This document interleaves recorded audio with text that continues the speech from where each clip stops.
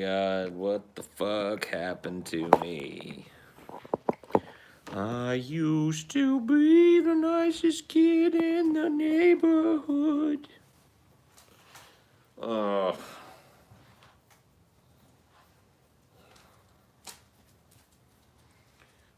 Salvador. Bro. What you doing, bro? Why, howdy there. Hello, Tizzlemates. How are you today? You all look wonderful. You really do. Probation, Paul? What?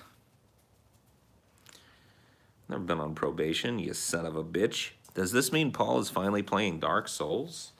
No, I've watched people play Dark Souls, and I really liked Simpleton's Spice. I don't know why. I just like the name. Rolls off the tongue nice, don't it? Isn't DFF premiering a video right now, are they? Sure, maybe. Soon. If not right now, then soon. There are 2 Pauls streaming. Crazy, dude. You can get 2 doses of Paul all at once. Someone I know is a big supporter of the New Zealand shooter, and I'm scared. What do I do? Contact the authorities, bro. If you're scared, like, don't tell me about it before you tell the cops about it. Like, that don't make no sense. That don't make no sense, man. I agree with the beard guy. Me too. Can I take my 2 doses via the rectum? Sure. Go for it. Just got Tales from the Crypt box set. Am I in for a good time or what? You're not just in for a good time, my friend. You're in for some of the best one-off serialized horror that has ever been made, in my opinion. I have a special place in my heart for, you know, the Twilight Zone, the Outer Limits, and any kind of infinitely resetting universe where you get a new story every time with a horror tinge to it.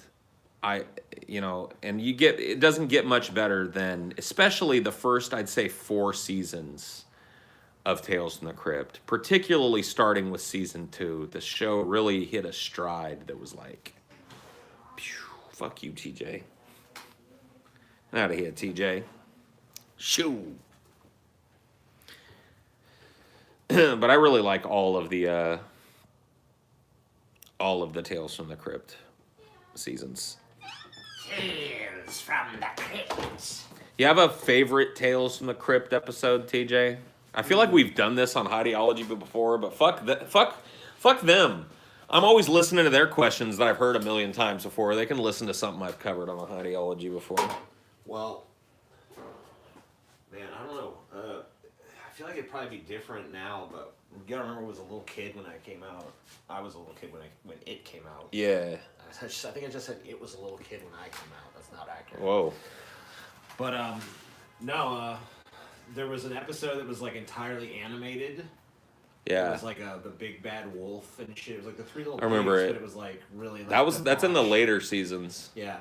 And I remember seeing that, and I was a kid at the time, and it was just like so twisted because it's like, oh, it's a cartoon, but it's like super fucked up, and yeah, I'm like, that's cool because it's like doing all the stuff I always wanted to see cartoons do and they never did. Yeah, so I was. That was one of the better episodes of the later seasons. As an adult, I don't know that I'd look back at that and say probably like, that's the best, but it was really cool as a kid.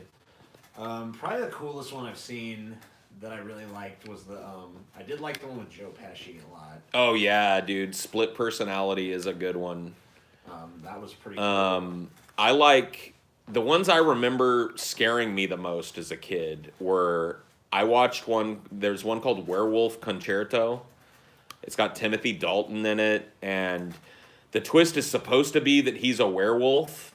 And you find out that he is, and everybody thinks, oh, I saw that twist coming a mile away. But then there's a double twist where, like, the chick that he's about to try and kill is a vampire that feeds on werewolves. So I liked that, like, twist, you know? And then, but it's actually pretty scary. It had a pretty, but that one's a pretty funny episode, too, now that I look back on it as an adult. I mean, a lot of them are pretty funny. And then there's one that has Patricia Arquette in it. And she's like a girl that's in a car accident out in the country somewhere, and her boyfriend is killed, but her head, she just hits her head, I like that one. Yeah, and it makes her kind of dull. And then this farm couple kind of adopts her and makes her work for nothing because she's retarded now. And the husband has a fucking infatuation with her. Yeah. I remember the one where the lawyer goes to that town where there's like a super crazy like justice system. Yeah. And they're still like Oh, executing yeah. people in modern times, and they like she avoids the death penalty for her minor traffic infraction, but then she has to be a lawyer in their system for the rest of like her life until she is executed eventually. I love that show, man. I really envy the creative people that got to work on that show in its prime. It must have been a fucking amazing environment. Because I know that a lot of those stories were pulled from the comic Tales from the Crypt. Yeah. But even that, like, they're so out there and they're so cool. I love that one with, what's his name in it? With, I don't know his name, but fucking Sam Kinison plays the voice in his head. Yeah. Marty! Oh, you killed those people! I love that fucking one. Sam Kinison was his like conscience or something. Yeah. Yeah, it was crazy. That was a great. I mean, there's just so many, and I loved how tonally different they were, because there were some like dead serious fucking Tales from the Crypt episodes that were clearly meant to be like, seriously, dramatically sound, and then there were like ones that were just off the rails funny. I like those better. I don't know. I liked them all. There's one, dude. One of my favorite episodes is called Yellow. And do you remember that one? It's the one that takes place, I think it's in World War I in the trenches or whatever. I think I've seen it. I haven't seen them all. It's like a court-martial trial that ends in an execution or whatever. And it's basically just like the only horror in it is just like how life was during World War I for soldiers. Damn, brutal.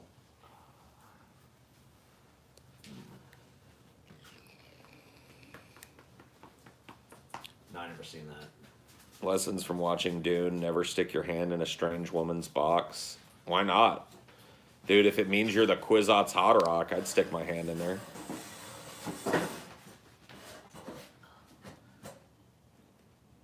Kwisatz. The Kwisatz Haderach. Kwisatz. Quibox. Drugs. Drugs up in this club. TJ properly segmented for baby octopus suckling. Coincidence? I think not. Oh, shit. Yeah, you're competing against yourself right now, Paul. Do you know that? What? So Oh, yeah, they were telling me that earlier. They were like, are you fucking nut? I was like, well, whoops. Okay, well, whatever. Go watch that then. I can watch this later. I don't know. I just realized that. Do live commentary.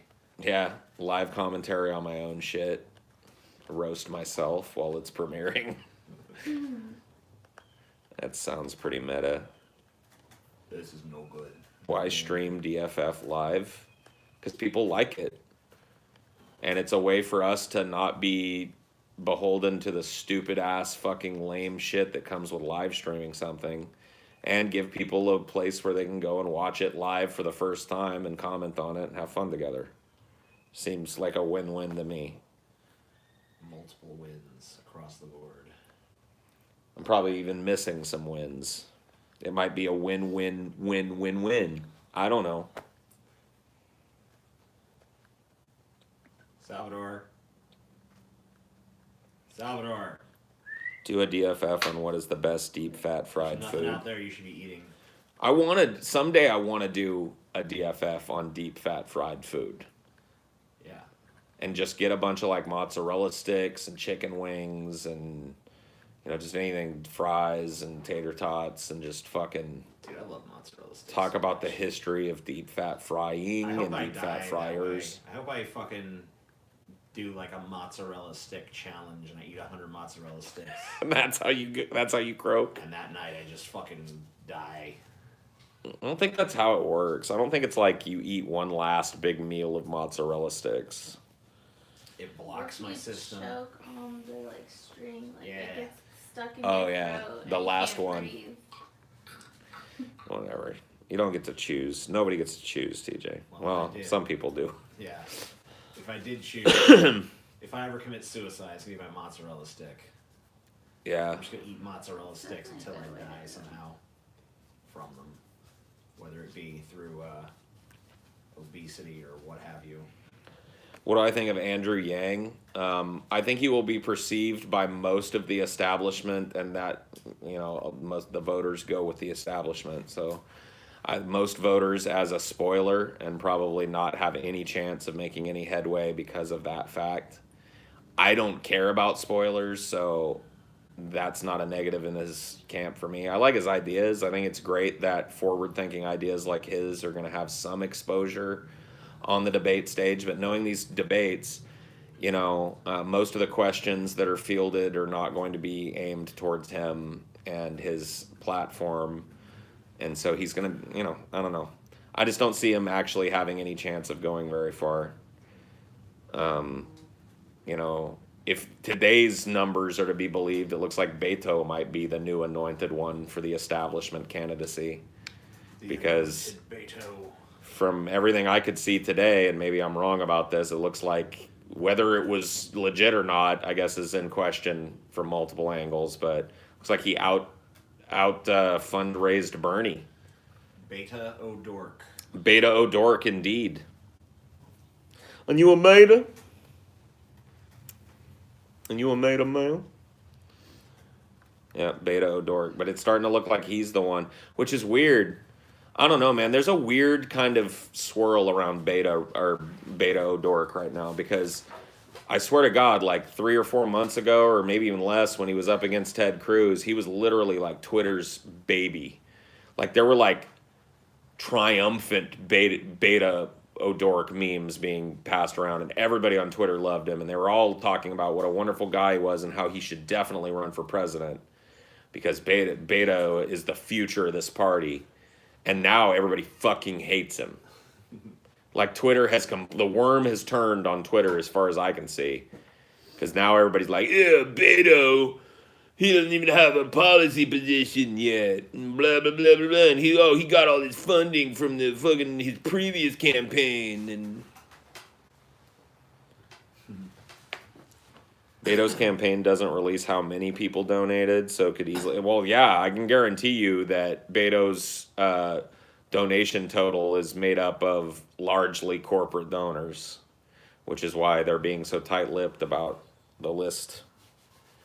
But that doesn't matter. He could be. Money is money, He's got every bit as much money as fucking Bernie does, at least to start. Beta. He might be the establishment's chosen. Meanwhile, poor Bernie had an unfortunate shower accident. Slipped in the shower, hit my head. Now I am dead. Poor Bernie.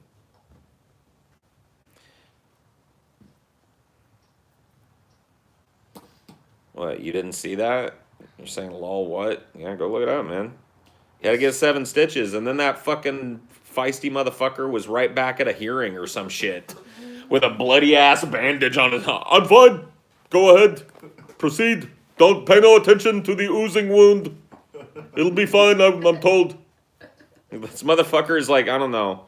I can see why people love him. Because he's just like, nothing stops him. His leg fell off. He'd just hobble. He'd pull himself in there on his... Don't worry. Don't worry. Please don't allow this to halt the proceedings. Go forward. I'm fine. No, I don't need help sitting down now that I have no legs. I can pull myself up. With my teeth. I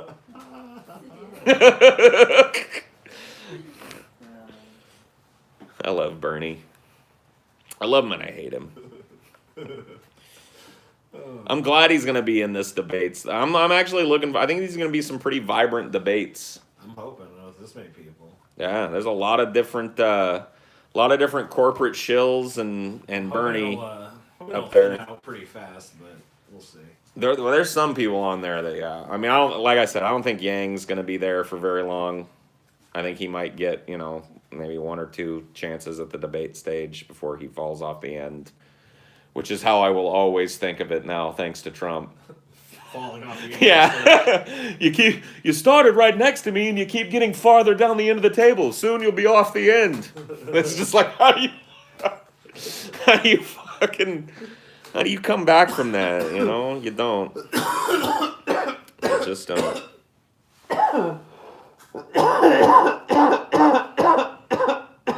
Yeah, What do you think about that? I don't like cauliflower. I know. Cauliflower cake. Ooh, No, I'd try it. I would try it. I just hate cauliflower. I don't know how excited I am TJ is about it. very anti-cauliflower. I've tried it in numerous things, and I always hate it. Paul, grow a mullet. I wouldn't even have to grow one now. I just have to get like all of this hair trimmed up short and leave the back part. I'd have a fucking pretty sweet start to a mullet. I just don't want one. I don't think the mullet's ready to come back yet. I have to agree. Not just yet. I think it will at some point be cool again to have a mullet, but I don't think we're quite there. God, I hope that's not in my lifetime. Oh, it will be. I really hate them. It will be. One of these generations is going to be digging for something that is so anti their parents, and they're going to run across the mullet, and they're going to be like, fuck yeah. And then some super pop star, whoever the Kanye West of that generation is going to fucking sport a mullet, and then every kid's going to be, it'll be back. You know it'll be back. You know it'll be back. A mullet is back. Riff Raff. Yeah, I mean, nobody's trying to emulate Riff Raff, but that's kind of the point of him. But yeah, he sports a mullet. There's a lot of mullets. There's mullets in waiting. Everything comes around again. You know, there's nothing new under the sun. You know, they said that bell bottoms, like they used to make fun of bell bottoms a lot in the 90s and shit. And then towards the late 90s, everybody's wearing bell bottoms again. Oh, look who's up there on the fucking roof. Yeah, there he is. Squex, the fucking... The conqueror. The conqueror, dude. The lion of this neighborhood. Prowling for varmints. On the rooftops. I don't think I've ever actually seen him on that house before. Usually he's on the other one. Yeah, he's made his way up to that rooftop now. Padding around up there. What a motherfucker, man. Yeah, it must be crazy to be Trying to grow out my hair, but job doesn't allow men's past the shoulders. That sucks, bro. I gotta show this to Chelsea. All the little kids with the frosted tips. Yeah, frosted tips will be back. Check it out. He's leaving. Come quick. Before you miss it. Look who's up on the top of that blue roof. Oh my goodness. Trim each other's locks and trim up them bangs. No, dude, no. Yeah, but I'm not trimming nothing.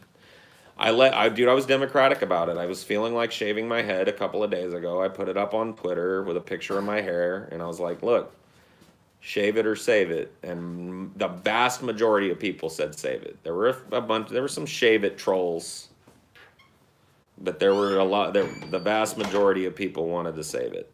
So I'm keeping it around for at least 2 or 3 more months until I'm not gonna do the white boy dreads, man. I can't do that, man. There was one little tiny window where culturally that was acceptable in the 90s, you know, because like so many rock bands were doing it, but then it very quickly became something that became douchey. A mohawk. I don't know about that. That might be kind of cool. I did say that like if I wanted to shave my head next time, I'm gonna do something crazy with it. You know, do like a fucking badass mohawk or something. Keep that for a couple of days. See how I feel about it.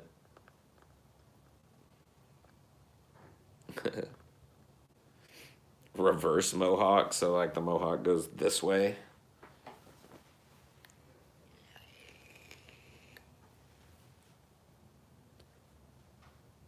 Yeah, dude. A mohawk would be pretty cool. I hope you go bald. I won't. You can hope in one hand and shit in the other and see which one fills up first on that. You can hope a lot of things for me that'll probably happen, but going bald ain't one of them. It just ain't in the genetics, man. Ain't in the genetics. Dudes in my family don't go bald. They just don't. Paul should get one of those beehive Marge Simpson cuts. Okay, no. And then a nuclear blast ends up being the way you do go bald. Yeah. Somebody said Rip Dick Dale. Yeah, dude. The king of surf guitar. I don't know if he did that song, but yeah, Dick Dale. Just passed away, I think yesterday, right? Paul's gonna be a fat Fallout ghoul. Cool. I'm ready.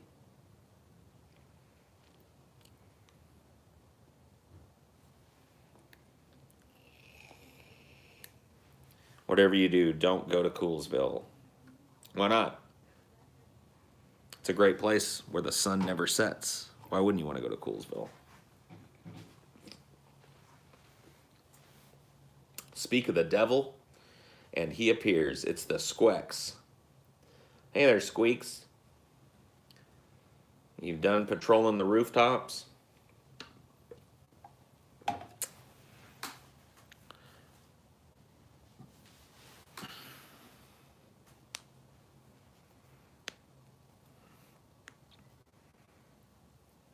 Any advice for a first-time dad? Why would I have any advice for a first-time dad?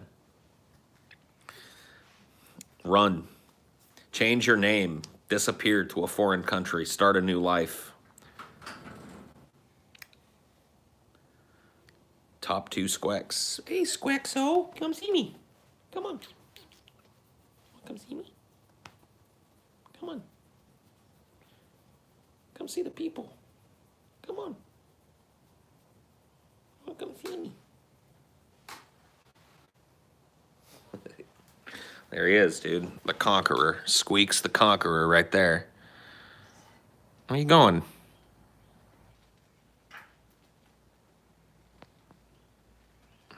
Who was just like 3 minutes ago on a rooftop.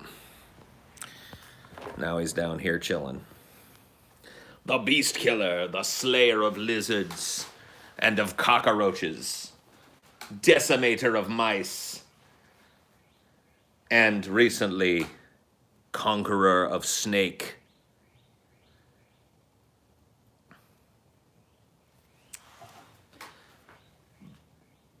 He is not an indoor kitty. He is an indoor-outdoor kitty. He loves being indoors. He curls up, loves to be petted sometimes, loves to be scratched and messed. Oh, okay. Hi. Hey, buddy. See? See? You want a little love? Hello, Squeaks. See, we're still kind of buds, me and Squeaks. When he was a little kitty, we were close. When he was a kitten. I was mom for a while. He curled up on my neck for, you know. And then when he started to be an asshole, I had to kick him out because he was destroying my computer. Are you sniffing around, Squeaks? Where you going? I guess he knew I was talking shit. He wanted to come say hi. Why did TJ take him? Because Ashley and I were moving to an apartment, and TJ and Chelsea were always going to get a house with a little yard, and we knew he would be better off in an environment like this than locked up in an apartment. So there's just no way. And plus, he had bonded so heavily with TJ by the time he was an adolescent. We were moving out of that house. There was no way I was pulling him out of, like, I don't know, dude. Him and TJ are like peas and carrots. I hate it when people ask you questions you clearly don't know the answer to. Anyway, any tips on troubleshooting a Casio keyboard? Shut up, Coolman. You suck. Boo. Boo this man. Boo, Coolman. Boo. Boo. White boy Rick in the house. Okay.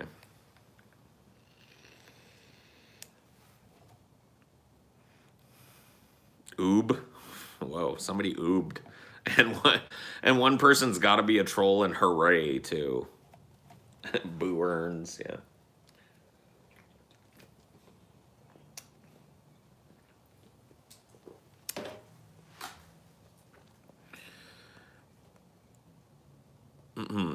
Which of cats or dogs is the more intelligent animal in your opinion? I know this, and it's not what people think. It's actually dogs.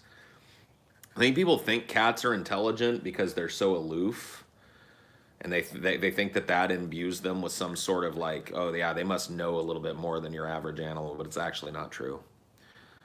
Dogs are pretty smart in comparison to cats. Cats are like mostly just like eating and fucking machines, honestly. We interpret a lot of their normal actions as cute and loving, like purring and cleaning themselves, and but really that's just a vicious fucking tiger out there. Kyle sounds like a corporate dem when he says bet on my stork. Beta O'Dork is clearly better. I know, dude. I don't want, I don't want Kyle to think I'm trying to antagonize him or whatever. I consider Kyle a buddy of mine, but I want him to stop with the bet on my stork thing. And I want him to do Beta O'Dork because I think it's way better. Kyle is a cuck with a K. I don't think so, man. Beto doesn't need to run. Well, whether he needs to or not, he is.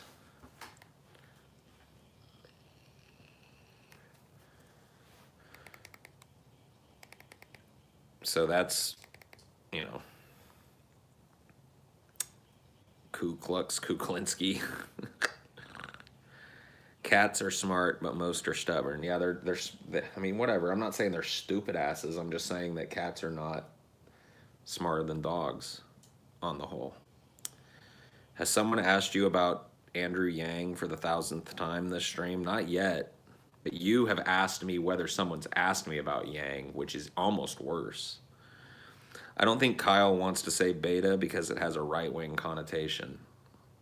See, that's why you'll never catch me trying to line myself up with any part of the establishment, because anytime I can't use a word that I think is funny because I'm a certain political alignment or whatever, that just makes me want to leave whatever political alignment I'm in and find some fucking area where I'm allowed to speak my fucking piece and think things are funny.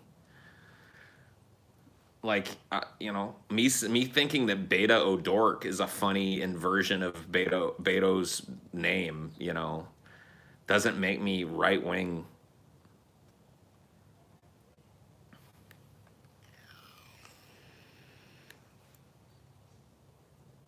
Meta. Yeah. You a meta?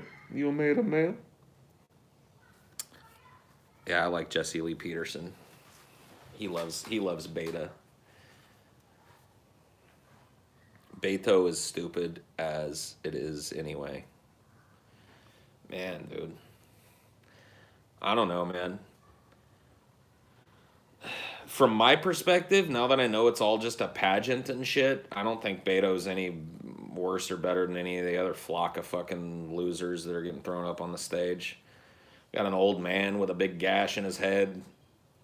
We got a cop trying to masquerade as a progressive. We got an ancient Indian chief. And we've got Beta O'Dork, the Texan that just barely couldn't beat Ted Cruz. It's not exactly the most exciting flock from my perspective. I know people are all jazzed up about this, but for what? Oh, I forgot the Hawaiian hottie too, yeah. The Hawaiian surfer chick. She does add a little spice to it, but not much. He changed his name to Beto and did it with a grin.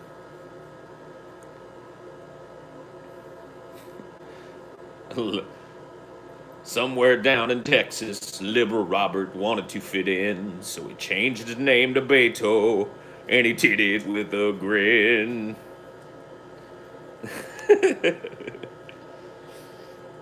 Wrecked, dude.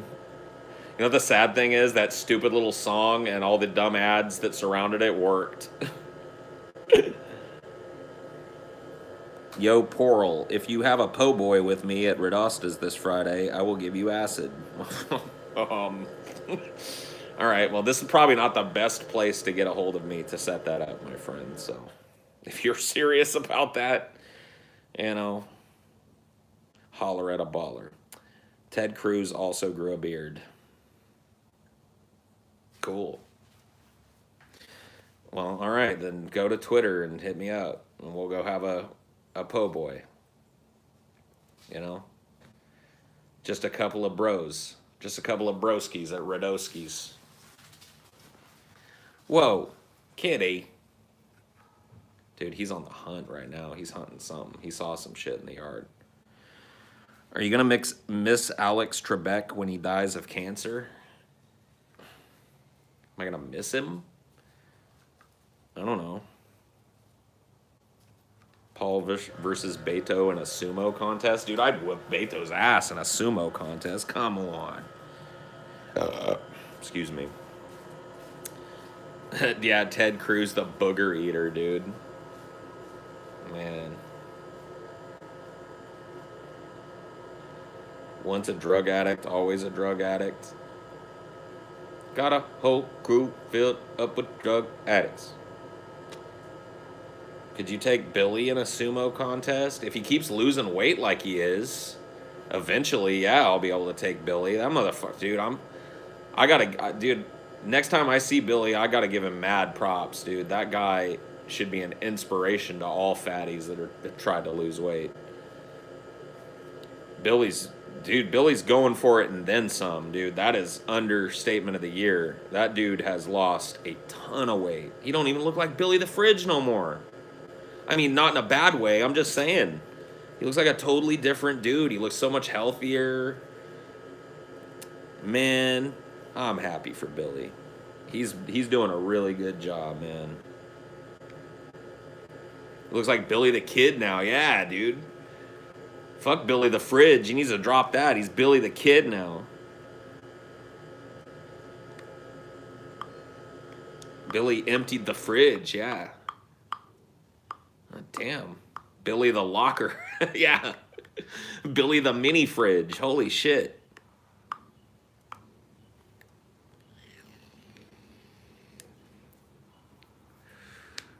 Nah, he's doing really well, man. I'm happy to see him. Because, just to be honest with you, I know that being as big as he was at his largest and stuff, and he wasn't even at his largest when I met him, but, you know, being as big as he was, from being as big as I am, I know how and pretty soon I won't even be able to say he's bigger than me. You know, he's pretty close to being under my weight. Another few months and Billy, I'll be looking up to Billy the Fridge. Fucking crazy, man. And I just know how uncomfortable that is. I know how fucking hard it is and how hard it is on your back and how hard it is to sleep right. And, you know, how just getting up and getting down and getting across the room can be a fucking chore. So I'm super happy for him, man. I know his quality of life is going to be way better. Going to get to go out, do things with Ben, go to these cons and stuff and travel with him. I'm happy for that dude, man.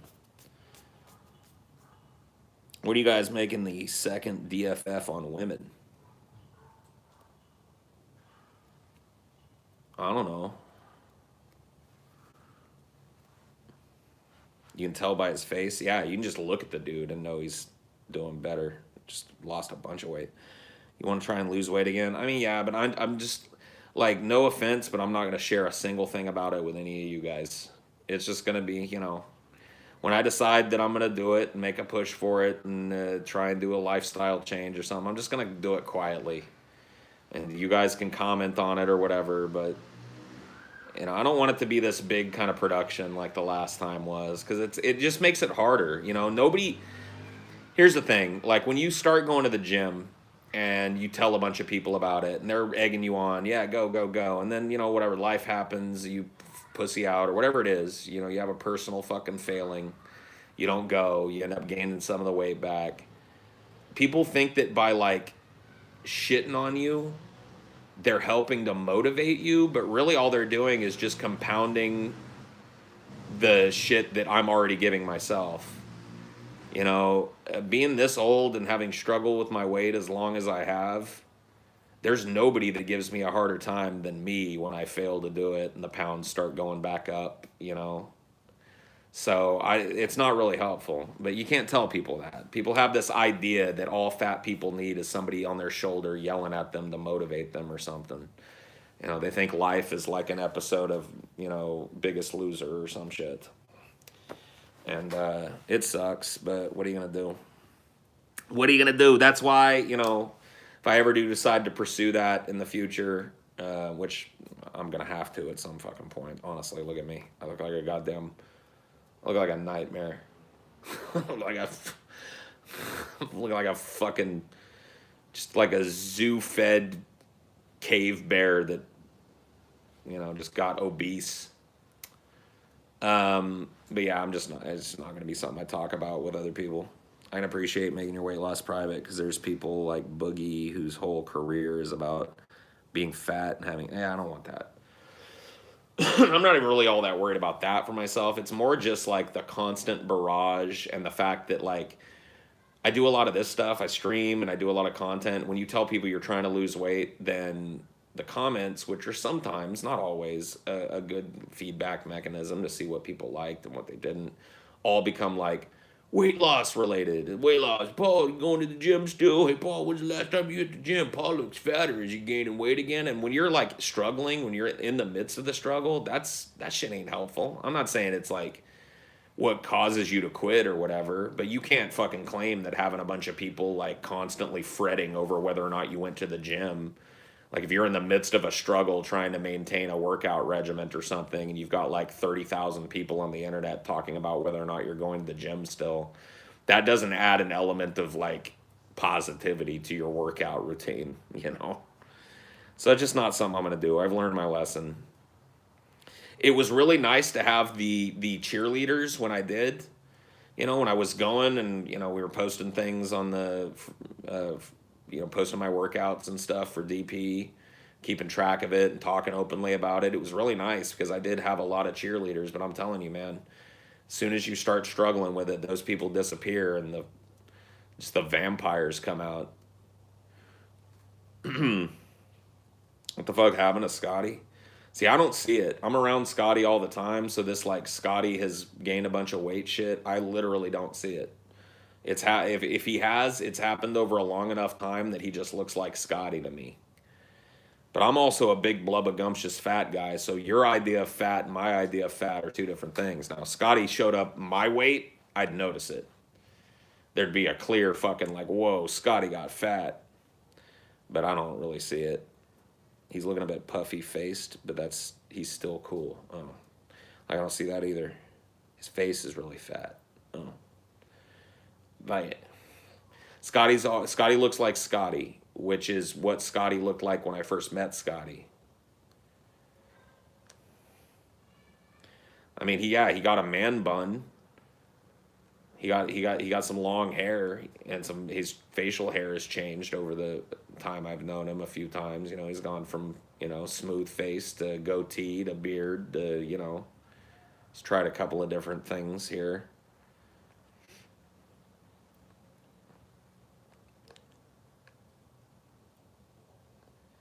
Do a DFF on Scotty. Do a DFF on Scotty. Scotty equals DFF. You see him constantly. It's harder to notice the change. I am a 36 on the BMI scale, down from 41 as of last year. Hey, good work, man. That's not bad, dude. You're moving in the right direction. Still can't believe Stevie passed up on those tacos, dude. I can't either, dude. Let me tell you what. I had two, you know, crunchy shell tacos, and I did them all up, and then I went back and I made myself a burrito, and that was the fucking killer right there. The burrito was how that shit was made to be eaten. That was good shit, dude. Scotty can make some tacos for sure. Maybe that's why he's getting fat. He's just fucking learned how to make the delicious tacos and he can't stop. Bring me tacos.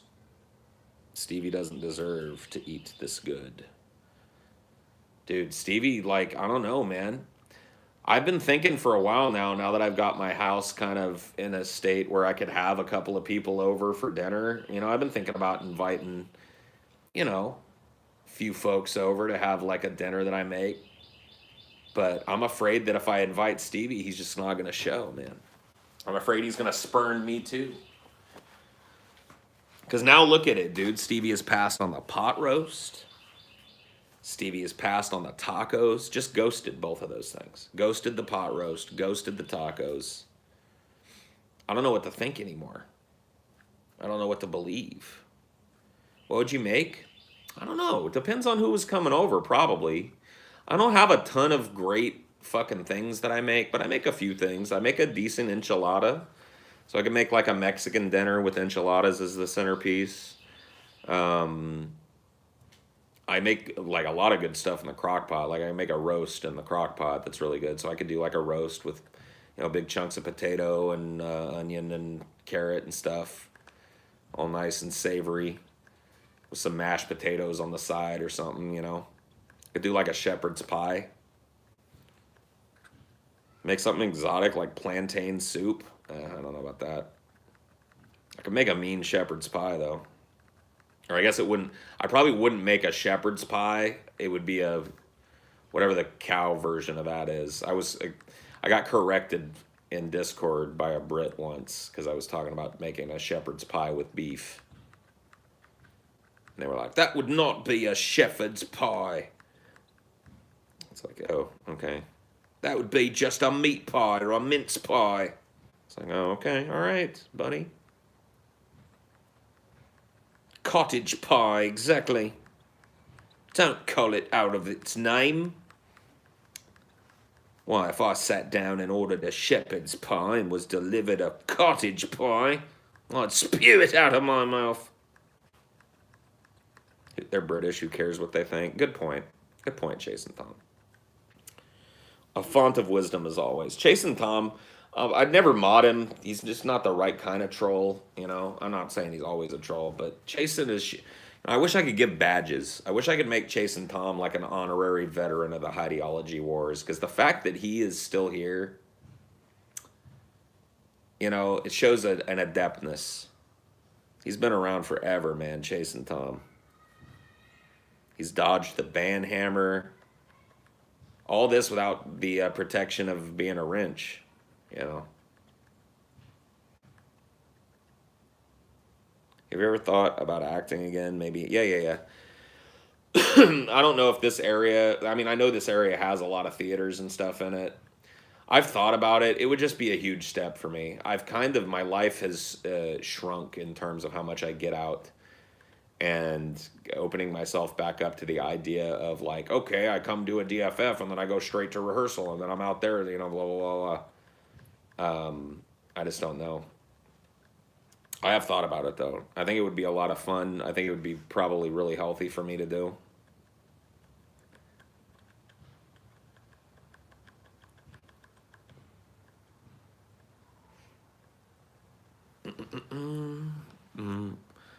You've timed me out a few times, and I got bitchy about it, but for whatever reason, I keep coming back. See, Chase and Tom, he survived, man. He's even got war wounds and shit. There has to be a good amateur theater. Oh, yeah, there are. Yeah, there are a bunch of community level theaters and stuff here, and I could go and, audition for a part. I just feel like I'm so fat, so out of shape and weird looking right now that I feel like it would be hard to get cast. A dude that looks like me walks in, even if I do a good read, just visually, like, unless they're doing a show about a big fat guy with a giant beard and long hair,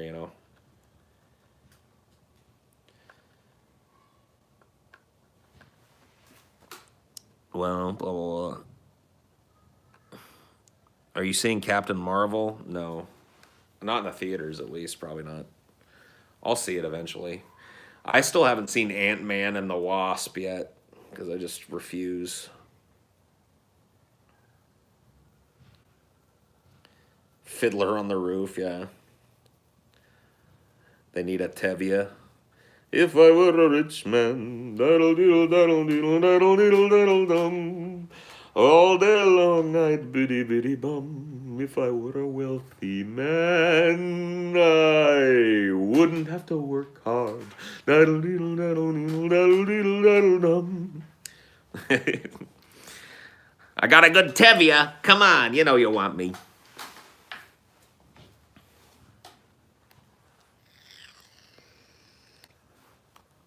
Favorite scene from The Shining? That's hard to. You're asking me a hard question. I gotta think it's the scene that begins with Jack walking into the ballroom, and it's now suddenly populated with all of the people, you know, in the 20s looking garb.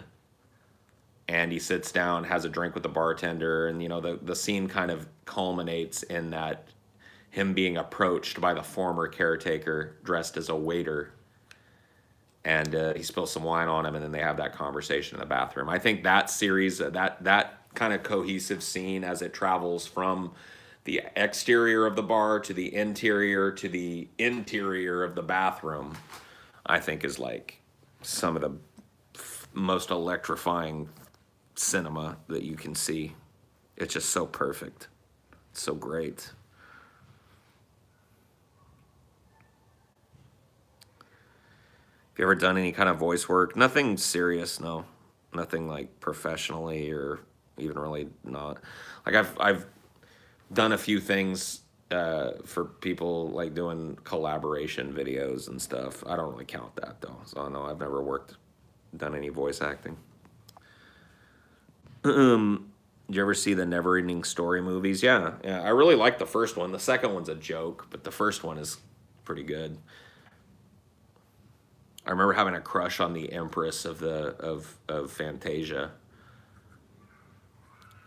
because I was about her age when that movie came out. So I remember thinking like, wow, she's the most beautiful princess.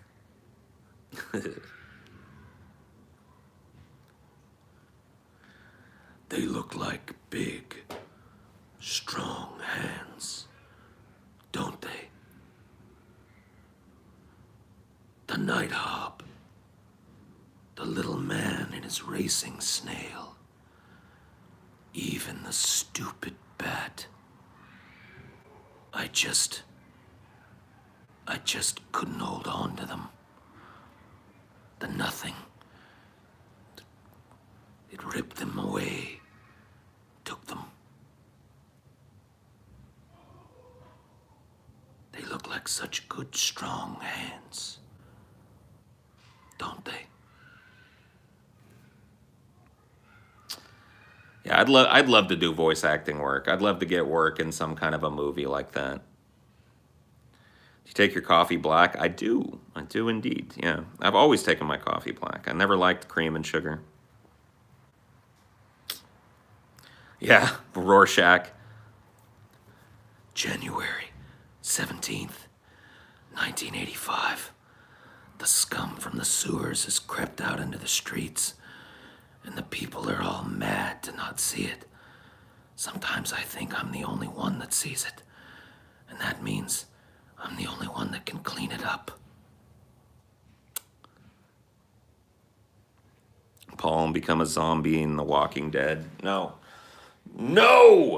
That sounds like hot, sweaty, long work for very little nothing. Yeah, that low register growl that I do is a lot of different things. It is also a good basis for the ghoul. Hiya there, smooth skin. Haven't seen somebody else out here in the wasteland for what, 3 or 4 weeks now. Hey, I got some stuff here. You looking to buy anything? It's also a good basis for the Khajiit in Bethesda games, you know? Let's see. Hey, traveler, you want some skooma? Khajiit have much moon sugar, yes. Yeah. It's all in that same fucking kind of weird back of the throat thing. Yes, Pimp Monk is kind of in that same place too. But it's more about letting that vocal fry come all the way to the front, doing a Pimp Monk. Time to eat me a cigarette. I stopped smoking cigarettes because my doctor said it was bad for me, so I eat them now. I'm eating my cigarettes. Everybody keep telling me I need to quit smoking, so I stopped smoking and I started eating them. I sure did.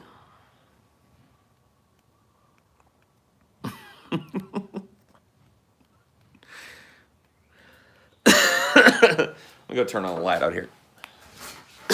It's dark. It's dark as fuck.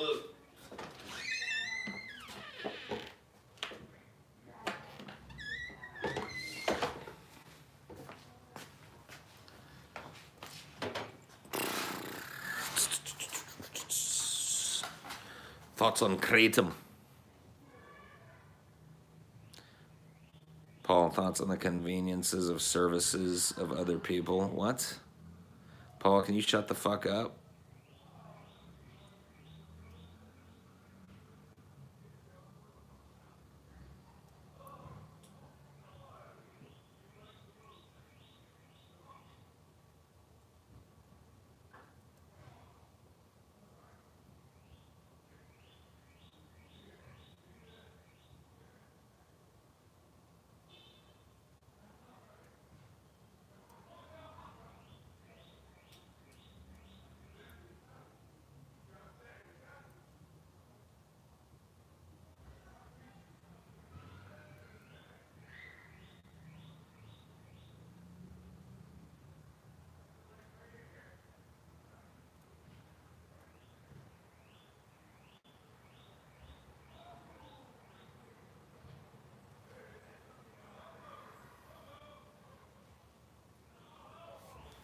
Oh, I'm kidding. I'm not gonna stop streaming. Fuck yourself. ASMR staring. Wow, that was really hard, man. That's the quietest I've been. Shit. Maybe ever for the longest period.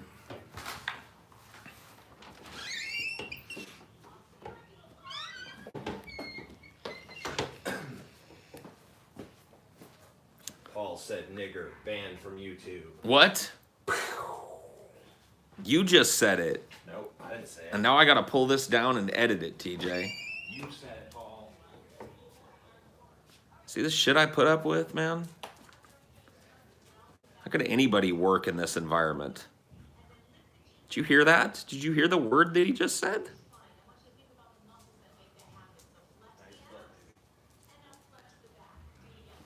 Will you ever watch the Star Wars Live Day special again? Life Day Life, special. no. No! Why would I? I think we should watch it. Fuck you! You watch it then. I will. Well, fuck you. If you're watching it, I'm watching it. I'm not letting you get one up on me. You can go, I want you again, You watched it again first, then I'm right behind you. I've been sucked into you and Scotty's weird little brotherly competition shit. Now I feel bad if I don't do shit too. Hey, it's a good Scotty vape puked because of that. It's a good. It's good to have a peer pressure atmosphere for entertainment reasons. Is it? Right, because then everyone is always goaded into doing stupid shit that's entertaining but not wise. Okay, whatever. Whatever you say. That's my way of looking at it. Anyway. The long lost older brother. No. I would not know how to be a brother. I was never a brother with another to a brother. You know what I mean? I can be a brother to a sister, but I don't know how to do the dude brother thing. We'll get sex changes and make you. Yeah, all right, yeah. If you turn into Gina and Scottina or some shit, then I'll know how to deal with you better. Wachowski on you. Yeah.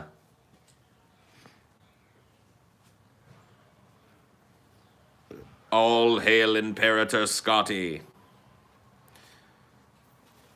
Paul should kill that fella. Yeah. Makes sense to me. I should kill him? I bet your dad recently has had another kid and now you have a stepbrother, Paul. Damn, that would be a twist, wouldn't it? That would be a twist. What a twist.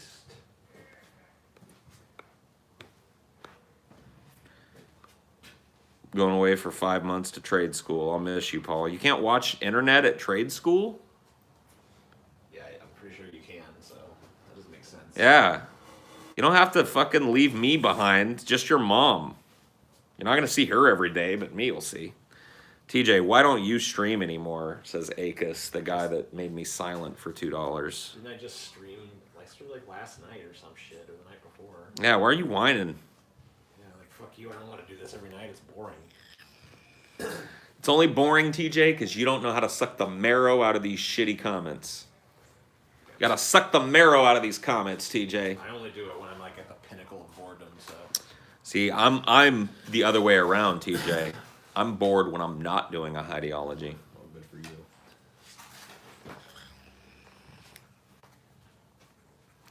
TJ has the worst beard. That's why. Why are you being mean? He's got a pretty decent beard. Yeah, what the fuck? What's wrong with my beard? Fuck you. Yeah, that was. It's like maybe They just say mean shit it's not the sometimes. best beard in the world. No, but you never claimed that. You know, I'm not like sitting here like my beard is the most resplendent and magnificent upon this green earth. You have an extra eyeball. Where would you want it? Right there, dude. Right in the middle of the eye. I want triple vision. One eye worth better than most everybody else's vision. Plus, it would look cool. I would immediately be able to go to India and be worshipped as a god forever. Yeah. Look. Like, I would literally just have to sit around and, like, women would come and fucking fuck me and bring me fruit. It'd be great. You put an eye anywhere else, you're a retard. You're a retard. A full-blown RITARD. If you got that center, the forehead eyeball, you like some kind of mystical thing. Oh, yeah, dude. You're a god in multiple cultures. You could go to, like, Indonesia probably and be a god over there. There's a bunch of places you could go with a third eyeball and just be worshipped and kept in resplendent opulence for the rest of your life. Every word you say would be fucking canon immediately. Think about the power. He is obviously the chosen one. Yep. The avatar of Vishnu. For he has 3 eyes. He's achieved ultimate enlightenment and actually opened his third eye. You thought that shit was metaphorical? Nuh-uh. And dude, I would keep it closed all the time until I was like meditating, and then I would close my normal eyes and open the third eye. Stare at everybody with it. People just be like, Oh, fuck, dude, his fucking third eye is open. He sees it all. Yeah, dude. you could also use it for dramatic emphasis, like keep it closed, but Yeah. like in the highlight of a speech, open it for a second. Yeah, or if I'm like getting angry at somebody, I just give them a look and then the third eye opens too and it's angry. Oh, hell yeah, dude. You could fucking psychologically manipulate people with it. It'd be beautiful. It'd be like a superpower without any powers. Third eye, man. I like it. Would you wink with your third eye? That might be kind of cool. You could give a saucy little wink. Oh man, that's the 4th time you've said Paul versus Tim Allen, so you're banned. Jesus Christ, man. I wish they didn't make me do it to him. There's part of me that really enjoys it. I've talked about that. You know, I love bringing the band hammer down on stupidity, but there's part of me that feels kind of bad every time I have to do it. I wish it didn't have to come to that. I wish me not fielding your stupid all caps Paul versus Tim Allen shit the first 4 times you posted it was enough for you to get like the feedback that like, yeah, he ain't gonna run with this. Let me try something else.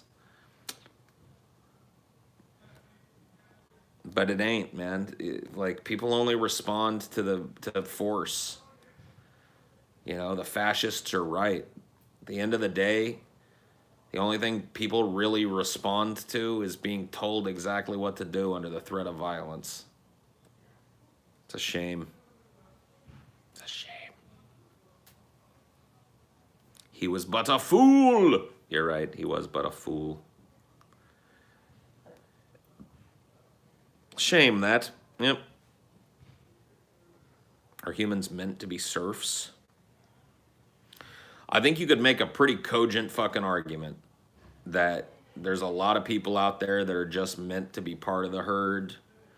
You know, I'm not saying I'm not one of them. I'm, you know, as edgy and out there with my opinions as I like to be. I'm just going right on. I'm drinking Sprite and fucking on an iPhone. So what am I going to be, the asshole over here that tries to tell you that I'm like, oh, I'm an outsider, man. Hold on, let me restart my fucking, restart my iPhone.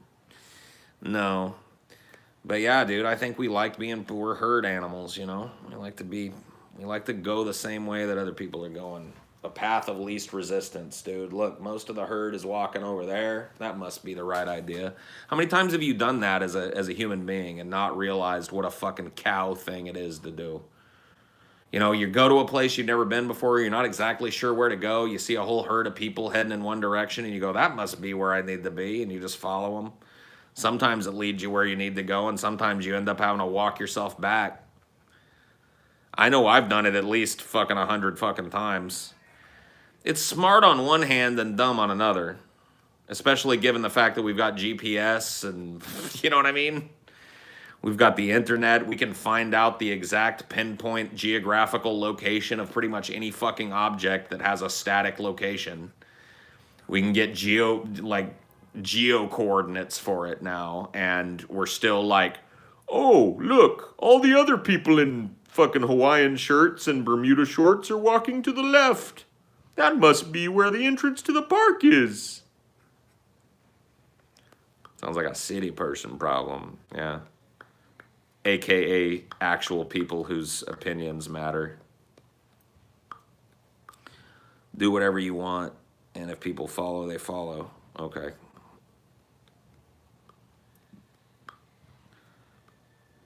We're animals. We aren't above cows. Oh, George, get out of here with that shit, man. You ever get in a line that led nowhere? Yes. Our existence used to depend on herd psychology, and outsiders had to fight to survive. Yeah, well, they still do, man. They still do. In fact, we may be at a time where there's really, you know, maybe you make an argument for there not being any outsiders fucking left. The age of the outsider might have sunset about 30, 40 years ago. What's your favorite Hanna-Barbera cartoon?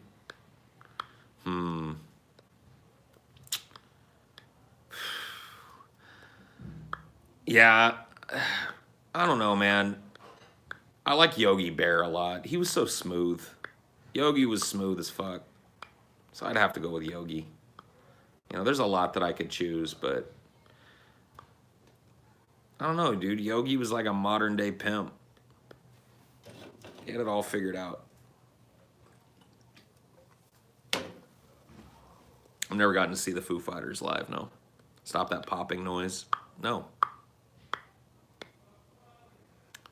I like it.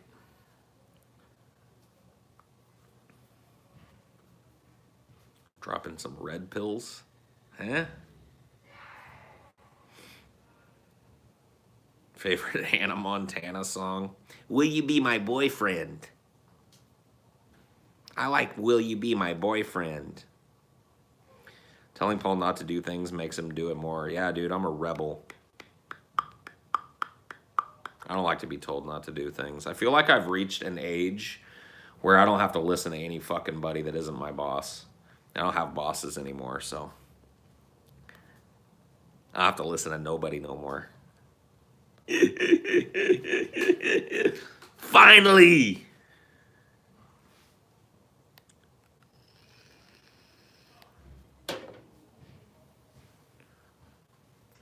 Why should we fear squid? Well, go watch the show. We are your boss. Oof, man.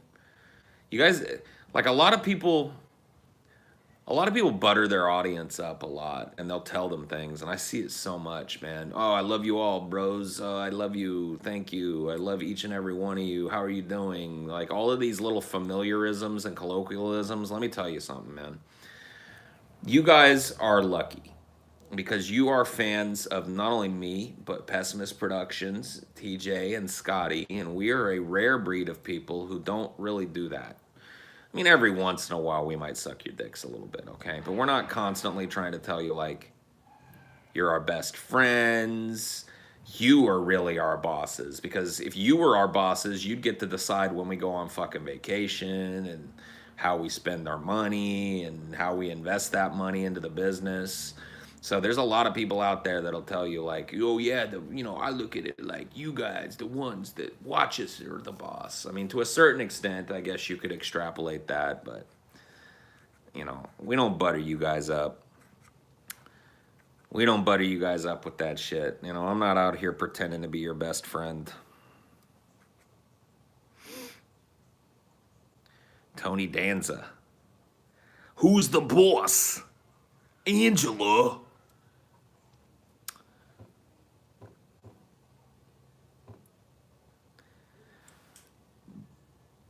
I've become really aware of how often I'm on my phone. It honestly bothers me a little, but I usually don't do a lot to occupy myself otherwise, so maybe this concern isn't really rational. I don't know. It's probably rational. Probably pretty rational. I do appreciate the honesty you guys give. While you may not love us, you appreciate us a lot. That's true. That is true. There might even be a little element of love there, too. It's just not something that we throw around as a tool of manipulation. We don't open and close every video with it,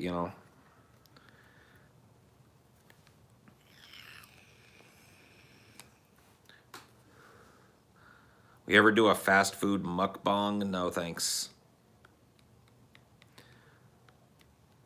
Yeah, dude, a groovy kind of love. Mail me your hair? No, thanks. Love is a word. What matters is the connection the word implies. Okay. Parasocial relationships seem really creepy sometimes. Lots of content creators feed this illusion that they're your friend and that someone that cares. Yeah. It's really bad, especially amongst, I've noticed it most heavily amongst these content creators that are marketing at younger kids, like teens and tweens and shit. Like the Jake Pauls and the Logan Pauls and that type of stuff, dude. If you watch some of these like more popular videos that are definitely aimed at the Zoomer crowd, it is chock full of that shit, man. It's rampant. You're our buddy, you're our friend, we care about you, we're connected with you, and it's all a ruse, man. Zoomers, yeah, that's what these new generation, the generation after the millennials is calling themselves. They're Zoomers, man. They don't like the millennial title. They want to be called Zoomers.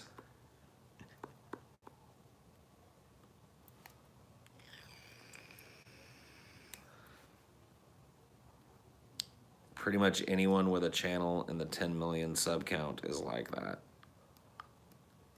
I don't know if I'd go that far, but yeah, you'll find a lot of it in the channels that are aimed at younger audiences. Fans like to feel like they know their celebs personally. Yeah. And to a certain extent, I can understand that. And, doing, I mean, whatever. I don't consider myself a celeb, but, I got people out there that consider themselves fans of mine. And doing this, is a way for me to connect a little more closely with people. I love doing meetups, too. I love meeting the people that watch us. So, but to a certain extent, like, you guys know what we tell you, what we show you. And I don't know you any better than you know me. Do you appreciate your fans? Of course I do. Of course I do.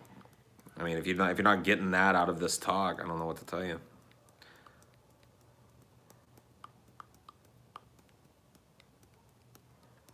It's not cool when it's not stalkery. It's cool when it's not stalkery, yeah. What movies are you looking forward to this year? I'm looking forward to Us. That's probably the one that I'm looking forward to the most. I really, really liked Get Out, and the trailer for Us is just like a masterfully cut trailer, so I'm really liking Jordan Peele's eye when it comes to horror. I'm also interested in checking out his Twilight Zone reboot that's apparently coming soon. See what they do with it.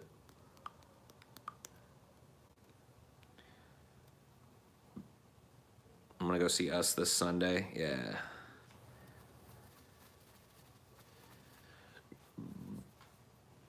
I only care for Godzilla this year. Yeah, I don't really care for Godzilla. I mean, if it's good, I'll go see it, but I don't know. Best Gatorade flavor, just like Yellow Death, honestly.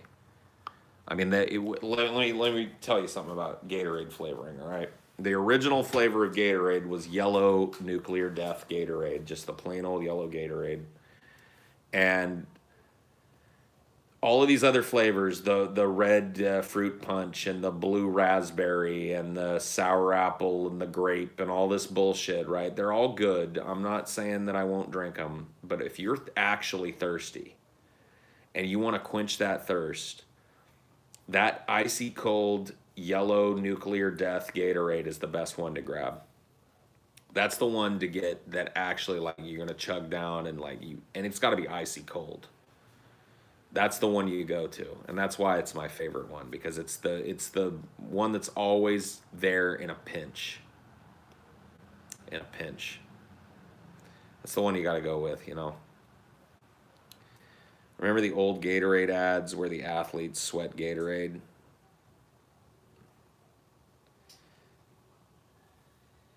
No. Oh yeah, I do. Yeah. They would have like red sweat or like blue. They would recolor their sweat so it looked all neon, like Gatorade was coming out of them because they drank so much goddamn Gatorade. Yeah, those athletes that are all like 1% body fat and ripped and shit, they're definitely chugging down the Gatorade. Fuck yeah, man! Needed me some Paul today. All right, buddy. All right, buddy. Our product is literal sweat. Yeah, it is kind of a weird one, but you know what, dude? We liked that in the 90s. There were a lot of really unappetizing ads in the 90s because that's really like what I think people demanded from these advertising companies.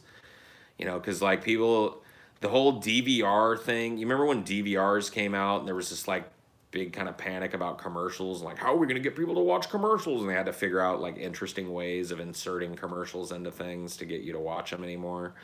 Well, that has happened multiple times. There have been multiple like revolts against commercial watching, and one of the big ones happened in the 90s when a lot of kids just walked away from broadcast TV and started watching cable TV and MTV and taping things and sharing those tapes, bootlegging shows and sharing movies that way. And there was like a real crisis of like, how do we get these fucking teenagers and young people who were trying to sell all these fucking products to pay attention to commercials anymore? And in order to do it, they had to make these wacky ass fucking commercials that were almost like making fun of the product. Like for like the ones that were aimed at teenagers, young adults and stuff, almost had to have this self-deprecating idea about them or be off-putting in some way to resonate and to get people to stop and watch them. So there was a long period of time where that was like, that was like really the template of commercials. Was like, we've got to make some weird, almost creepy association with a product, or do something that has somebody that is an associate of the product or somebody that represents the product be a buffoon and get made fun of or get denied something, or it was almost like they figured out, wow, they hate us, let's hate us too. That's the smartness of ad execs. They're willing to do whatever. They'll put their product in whatever light they think is going to make you buy it.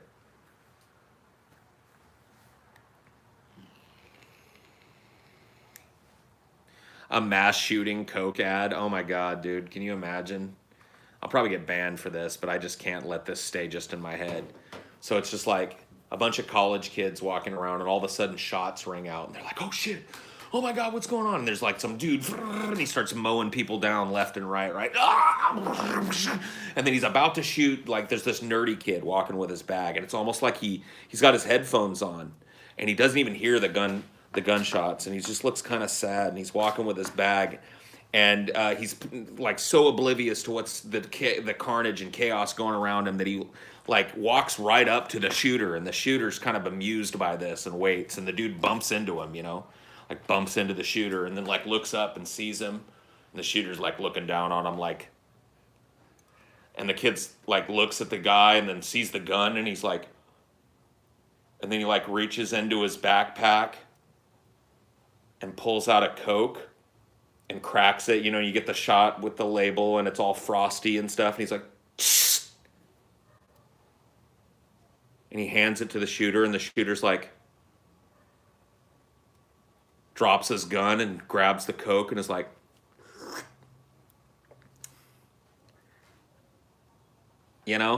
I could see it. I could see it. It would work, it would work. It'd be edgy, but it would work. Share a Coke, share a smile. I like it. Yeah.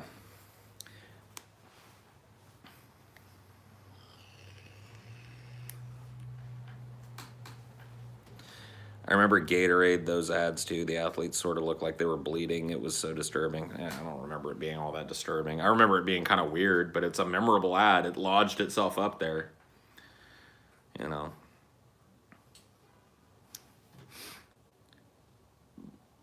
Shooters just need a friend and a Coke. Yeah, a Coke and a smile.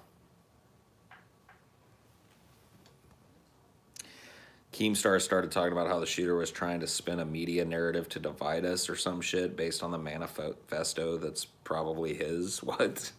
Are you saying Keemstar was the New Zealand shooter? He wrote the manifesto? Was that the implication? Yeah, I don't think so. I don't think that's how it worked.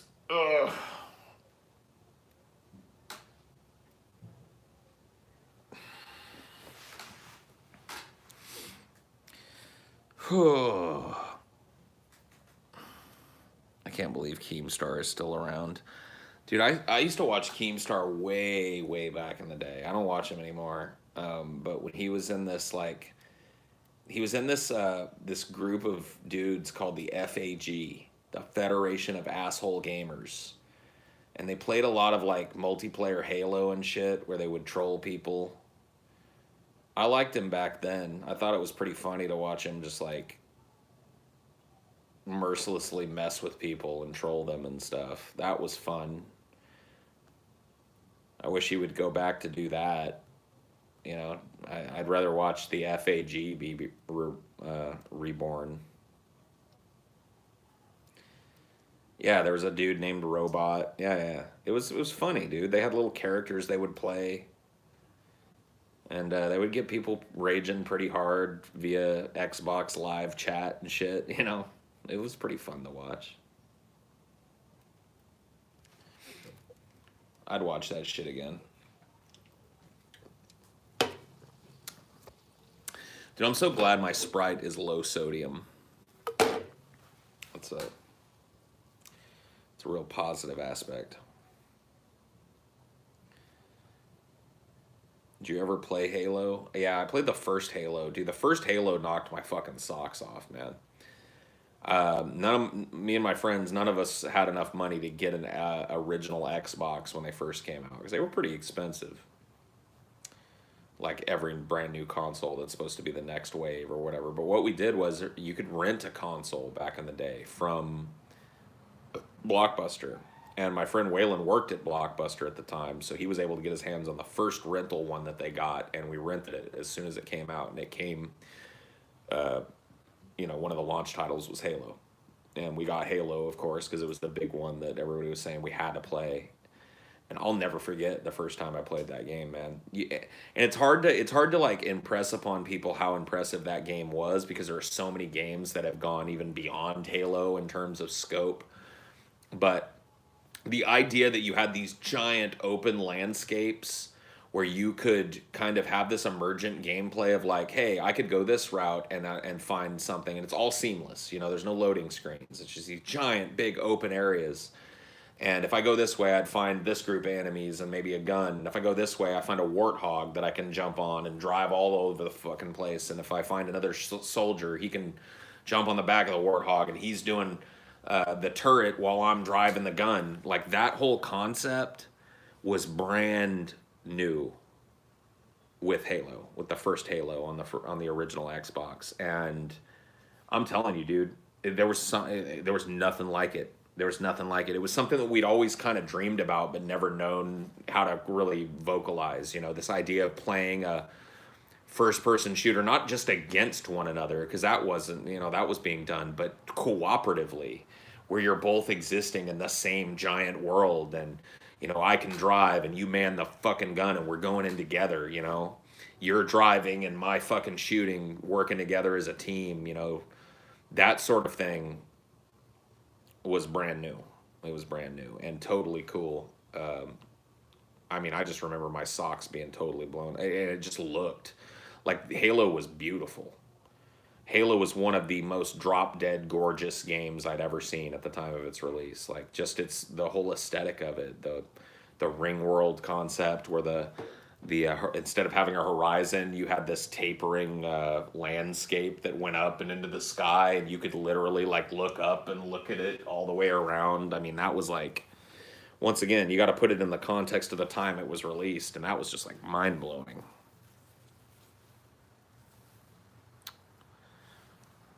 Paul, can you do a stream where you just read my comments? George, I'm on the fucking fence right now. I'm a 50-50 on banning your dumbass again for the umpteenth time, dude.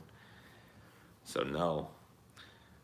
I just contacted Wojcicki about that J Darky only slow mode feature that you wanted. She said she's working on it for you. Cool. Thanks, J Darky.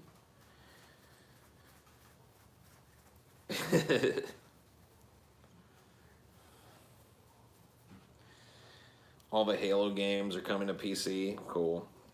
That's neat. I don't know. I never played really many of the other ones. I played Halo 1 a lot. Did the co-op campaign and shit on that, but I never really I know, people got really rabidly into Halo. I used to watch people play it competitively because it was cool to watch, but I never got into it. I never played it myself.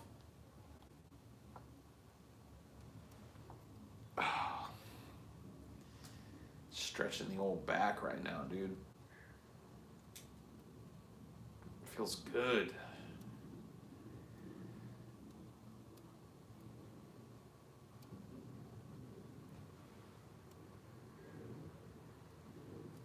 Stretch the neck. Oh, shit. My neck is always so stiff. The Halo 2 remake has crazy cinematic scenes. Oh, cool. When is Mendham going to be a guest on DFF? All the kids love him. I know, dude. He's a busy guy. He's got a lot of bookings, Get a neck brace? Shut up. I don't need a neck brace. My neck is stiff. I need to stretch it more, not keep it more immobile, J Darky. What's the opposite of a doctor? Somebody that makes people better. So what would you call somebody that makes people sicker? Tell me what you think about human and chimpanzee hybrids. What am I supposed to think?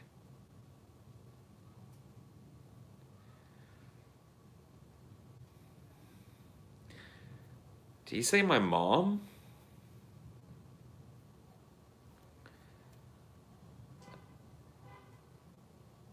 A psychiatrist. The Unabomber. Wowsies. An assassin. Or a McDonald's. Oh, I like that. I like McDonald's, yeah. Assassins don't always make you sick. Yeah, that's my thing. It's like, we're not talking about somebody that kills people outright. We're talking about people that does the opposite function of what a doctor does. So if a doctor is, mending wounds and healing illness, And this would be a person, you know, causing non-life-threatening wounds and spreading illness. A typhoid Mary. A drug dealer. Okay. A plague priest. Yeah. A cigarette monger. Yeah.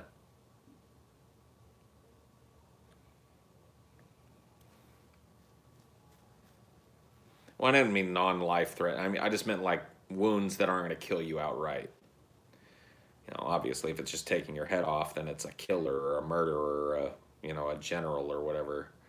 We're talking about like a poisoner or a sickener, somebody with Munchausen by proxy. That's an actual thing. That's a fucked up, like, psychological problem that expresses itself in humanity. You guys know anything about Munchausen by proxy? So I might be wrong about this. It's been a long time since I was in psychology class, but I remember we did a whole section on Baron Munchausen syndrome and Munchausen by proxy. So Baron Munchausen syndrome is somebody that will hurt themselves or make themselves sick in order to get attention. So they will go out and hurt, like break a leg or whatever, just because they like all the attention that people give people when you're in a cast and you're on the mend.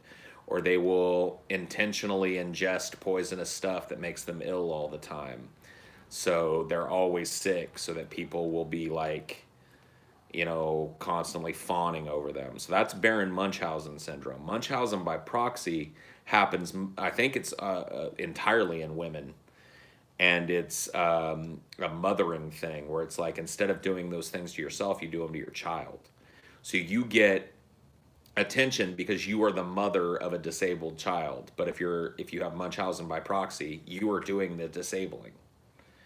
You're feeding your child something that's making it sickly, or you're, you know, hurting the child in some way, or making sure the child gets hurt in some way. I do think Munchausen by proxy only expresses itself in women, but I might be wrong about that. That's a little factoid that may be wrong.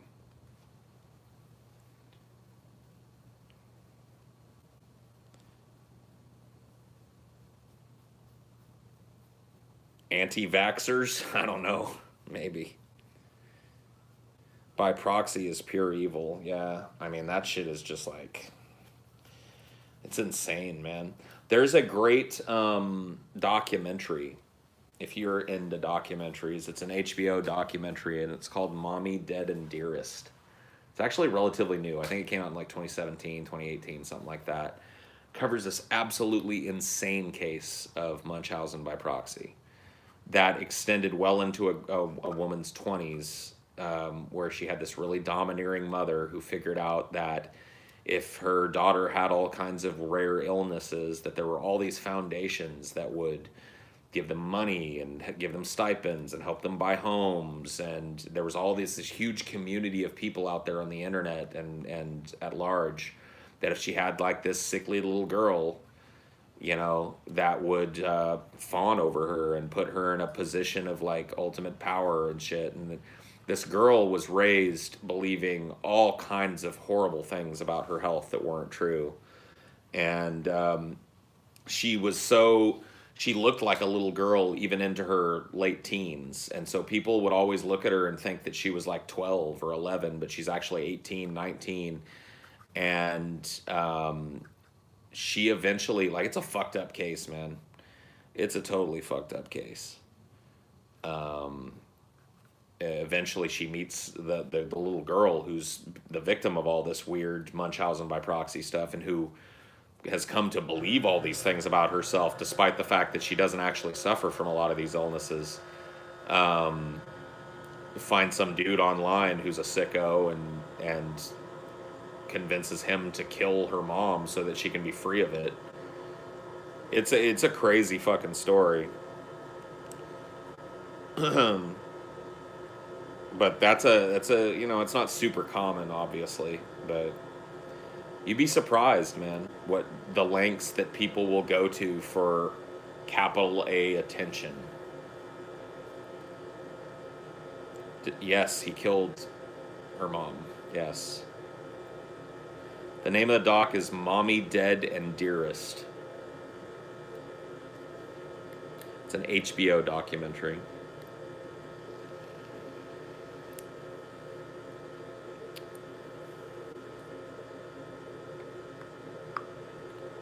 I had no problem with her killing her mom. Well, that's kind of like, yeah, I mean, I know you're trolling to a certain extent, but that's kind of like the point of the documentary is, at first it starts to look like this, they couch it as this evil plot where a daughter wanted to have her mother killed because her mom was a little over controlling. And then as the documentary unfolds, you find out that it's way deeper than that. And it creates this kind of gray area where, like, you don't really agree with the methods by which she went to have her mom taken out, but you can also understand the desperation that one might feel if they were like psychologically manipulated their entire childhood to feel like they were sick so that their mother could be enriched by it, and they were under kind of the psychological control of that person to a certain extent. Like battered wife syndrome, sure. You can almost, yeah, you certainly anybody can empathize with that desire to escape that. And so that's really the gray area that the documentary explores. It's like, was she justified in going to this length to get away from this woman?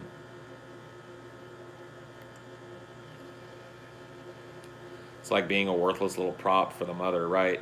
Where in front of the cameras and when you're doing things in front of people and for other people's benefit, you're treated wonderfully and everything's sweet and everything's great, but behind the scenes, you're something else. There's something else going on.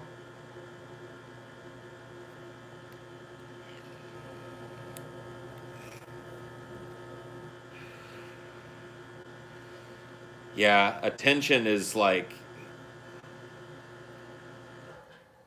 I'm really fascinated by it from like a sociological perspective because I feel like we're living in a time now where it's that kind of drive in people is being exploited to its maximum, at least in the terms of in human history.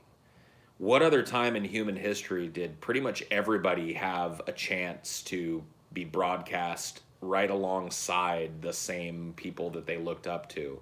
Have a platform that was right next to all of the great thinkers and great actors and great performers and great artists and great, politicians. And in fact, we're incentivized to seek that out and surrounded by examples of people that did that very thing and found great success. Like, it's a strange time that we live in, ladies and gentlemen. And it has done strange and interesting things to the human psyche to be exposed to this constant attention factory. Humans crave attention for validation. We want someone to see what we experience, to agree with what we did, so we're not alone. That's why people invented God, so he can see what you go through. I tend to agree to a certain extent. I don't know that that's the only sentiment behind which the idea of God was created, but I do think it definitely factored in, and I agree with the balance of your statement as well. Validation being that there's somebody else out there that's willing to take up your side. Think about how much of the internet is driven by that sentiment alone. Wanting one person or 20 people or 2,000 people or 2 million, however many you can get, to implicitly agree with just something you've said. How much of that one simple kind of desire in people makes up, how much of the internet is made up by websites attempting to deliver that to people, to deliver that feeling. Pretty much most of it, right? This platform that we're on now is filled with feedback loops like that, the comments, I get a little rush when I see positive comments. If I say something funny and I get a bunch of LOLs and raffle mouths, that's a feedback loop that keeps me coming back. When I read one of your comments, I've heard people say like, holy shit, man, Paul read one of my comments, so the chance that I might interact directly with you or have a funny riff on something that you do is a feedback loop for what you guys do. So it's like we're sharing this need for validation, And we're just a little corner of it. There are whole websites where people are doing this openly and publicly, and you know, and that are designed around giving people as many of those moments a day as possible. You know, you go to Twitter and immediately you look at your notifications. How many people have validated me by hitting that like button or retweeting what I said? Or, you know, I go through that fucking feedback loop every day. You know, it's become a part of my fucking routine that I check my fucking Twitter at least once a day and see how many people have validated me today. You know, it's such a strong driver in humanity. And what are the long-term effects, negative or positive, of creating an environment where everybody is just desperately seeking that every day and getting little chunks of it, you know, even false though it may be.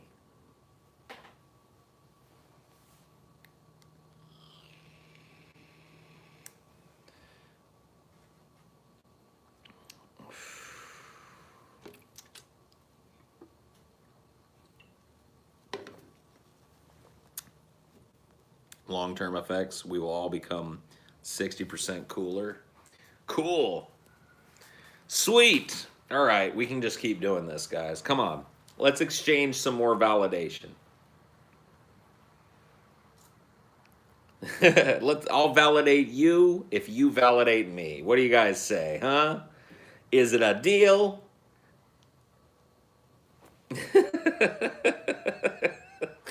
I love this shit, man. I love this shit. I really do. You know, as much as I bitch about the modern age, and you guys won't catch me saying shit like this very often, and if you quote me on it, I'll probably deny it down the road. Even if you take the video, I'll claim you spliced it. In fact, you know what I'm going to do? I'm going to do this when I say this, just so that I can have plausible deniability later that somebody edited it. Okay, here we go. As much as I bitch about the modern age, I am dead fucking glad I live in it. Dead fucking glad I live in it, because it is so interesting. There's so much interest going on. There's so many new frontiers and so many new things happening to the human mind and the human shared psyche. And it's a fucking amazing time to be alive, man. Amazing time. Anyway, back to what was I saying about how everything fucking sucks?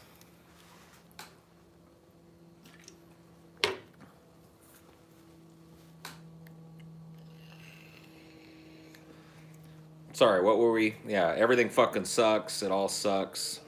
Bring on the nukes, right? When's DFF tonight? It's already done. It just premiered. It just premiered. It's on the channel. I'm a millennial. Hey, good for you, bud. Back to reality. Your son's on crack, and your daughter's got nut stains on her back, and they both fucking smell like shit, 'cause you're a big, dumb, stupid, fat fucking idiot.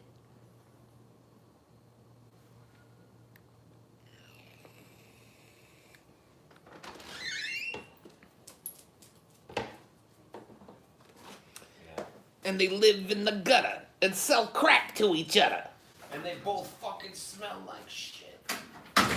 'Cause you're a big, fucking, dumb, stupid idiot. That's a different song line. I did the line before instead of after. No, it doesn't matter. I don't remember what it was after that. Just having a little juggalo. Jugga-lugga-lugga-lugga. When is Ashley coming for you? I think like 8 or something. That's near that then. Is it? Yeah. Okay. I'm wondering because we're about to start dinner. I didn't know if you were going to be here. Oh yeah, no, I'm not gonna eat you guys' dinner. Only 2. I won't be consuming your foods. I'm just taking up space in your backyard.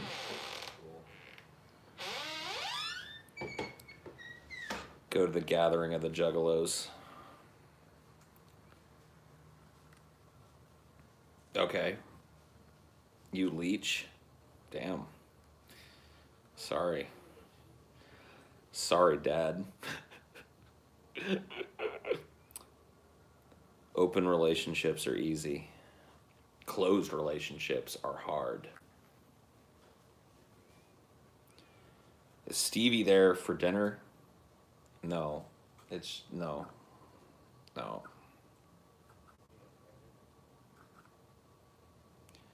I hope a DFF of a place while at that place is possible in the future. Oh, a DFF of a place while at that place. That would be pretty cool, yeah. Stevie don't fucks with dinner. Stevie don't fucks with dinner. Yeah, he won't come, man. Getting a dinner invite is probably the best way to ensure that Stevie won't come around. Like, if you didn't like Stevie and you didn't want him around, just invite him to dinner every night. Probably never see the guy. Something about it, man. Getting invited to dinner makes Stevie just walk the other way. DFF the Alamo while at the Alamo. Like, I don't know if you could do like a whole show standing in front of the Alamo. That seems a little out of it, but you know, you could definitely like, you know, do a. You could definitely do like a show where we went and shot some like, you know, a segment of it is us actually walking around the Alamo and experiencing it. But yeah, no, I understand what you mean. I think it's a good idea. An expensive idea, but a good idea. A DFF while inside Chernobyl. That would be actually pretty fucking funny. Just like take an old desk, you know, big enough for the three of us to sit at next to each other, and then just set it in the middle of a field with Chernobyl in the background and do like an hour and then get the fuck out and hope that we don't all get nut cancer. That'd be an epic show. Paul would grow a twin. That'd be amazing, dude. I got a second head. Oh, man. Dude, with the amount of not shutting up that I do with just one head, can you imagine a two-headed Paul? Fuck me. That would be hell for everybody but me. I would have a talking partner. I'd have somebody to talk to always. I'd be happier than a pig in shit with two heads, but the rest of you would all suffer. You would all suffer, man. You think I run my mouth now? Get two of me.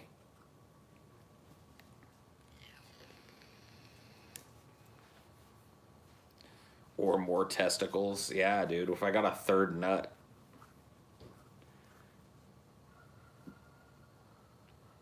Oh, Ashley would suffer too, dude. Because she would, like when she got into stupid pig-headed arguments with me where I'm just being salty, there'd be two of me. Like, constantly trying to talk over one another. It would be it'd just be horrible. For, like I said, for everybody else, I'd be Paul and Luop, yeah. Yeah, dude. Paul and Luop. Luop Yak Rap. That's my name backwards, by the way. Luop Yak Rap. Two-headed Paul, the ultimate appeal to popularity. Yep. Yep. You got it, man. Oh.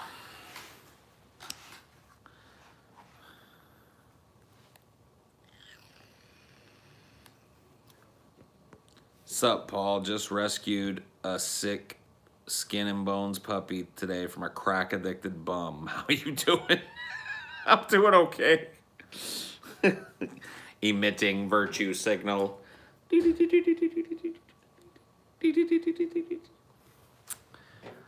Those octopuses, though, scary shit. Yeah, they are coming for us. You ain't even fucking kidding, man. Chuck the fattest cloud out of your vape machine right now? Nah, dude, I don't do that. I'm not a vapor. I just do this because cigarettes are worse. I'm not one of those dudes that's like, check out my vape. Let me rip a fat cloud of this vape. Salvador, cease your tireless barking. Salvador, must you always be making this cacophonous noise? Come inside, Salvador.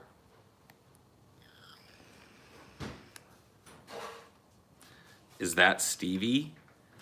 Why do you guys keep asking if Stevie's here? Stevie ain't here. I saw someone on the other thing, and they've been like, look at all the people that live with TJ, what a loser. I'm like, almost no one who lives with me. Yeah. Just me and Chelsea.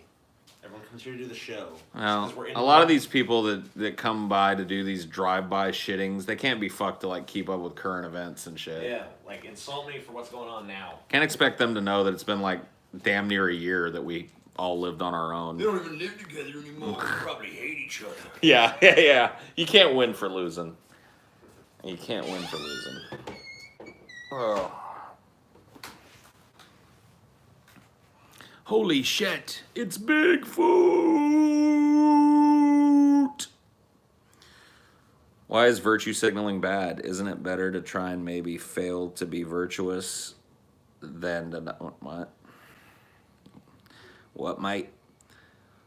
Do you know some people smoke cow waste and eat rotten porcupine? Cool, man. I'm considering deleting my Facebook. I'm done with social media, TBH, and only 22. Well, go do it, man. Don't talk about doing it. Just go do it. Delete that Facebook. Delete that Twitter. It's become a nobody in the social media landscape, man. I wish I could do it. I wish I could fucking work the job I work and not ever touch Twitter. I'd do it in a fucking heartbeat. If I didn't have this job, I would shut. Like, if I ever quit this and go back to a normal life, that Twitter's dead. I will never fucking, like, there's no way. I'd walk away from it. Have you ever pranked anyone? Sure. I like pulling pranks. Although I'm a pretty gullible guy, so, like, when it comes to that pranking shit. So I typically am the butt of pranks rather than the prankster. That's just my role, you know? What do you want your final words to be? Mecca lecca high, mecca high ho.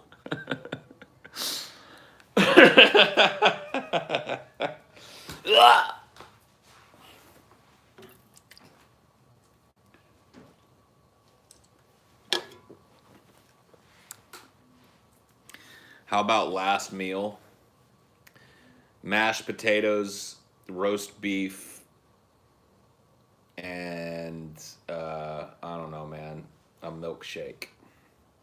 Sounds good to me. What about you? What are you having for your last meal? Maybe some peas. Yeah, some peas on the side might be good. You forgot peanuts. I did. I forgot a peanuts. Shit, man. What the fuck, bro? What am I gonna do without a peanuts? Yeah. Mommy, if you please, get me a pork roll, egg and cheese, if you please, on a Kaiser bun.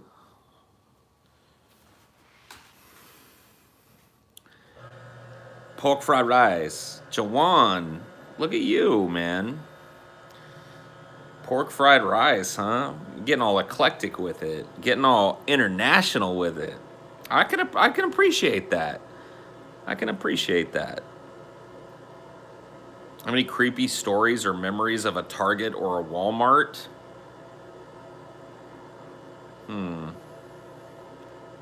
Nothing jumps right out at me. I don't know. I've been in those places before, but not a whole lot's leaping right to the forefront. You're eating it right now. Pork fried rice is good stuff. It's good stuff. Target is better than Walmart. Yeah, Target is like the Richie upscale Walmart. It's still shitty, but it's like where you go where you want to feel better about where you're shopping, so you want to pay an extra $2 or $3 per item. Because pretty much everything that you can get at a Target, you could walk over to the Walmart and get for about 10% less. Targets have a shitty grocery store. Yeah, like Walmarts that actually have the full-blown grocery store in them are pretty decent. They've got a decent grocery store set up. But yeah, those Targets with like the kind of slightly expanded convenience store grocery store thing in them, no.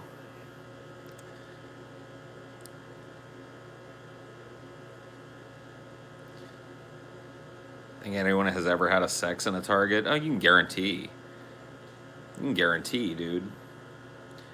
Yo, big Paul fan. Glad you're streaming. Just got a huge fight with girlfriend. Are you a fan of Jackie Chan? If not, check out a movie called Wheels on Meals. It's a great kung fu movie without being too genre. Okay, cool. Thanks for the $10.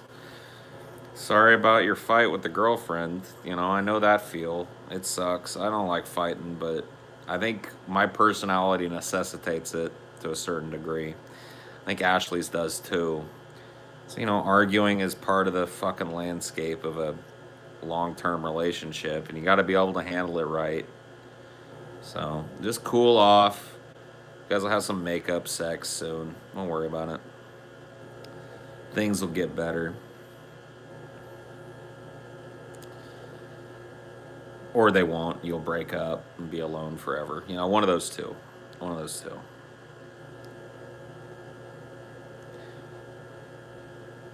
Polly wants a cracker.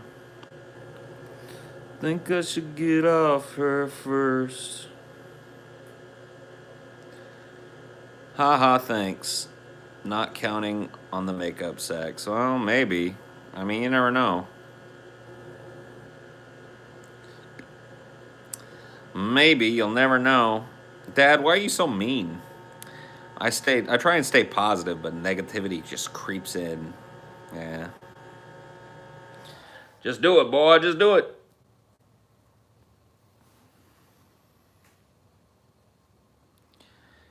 You have good pitch? Yeah. I don't. Are you a made-up? I'm not a made-up. Are you a made-up?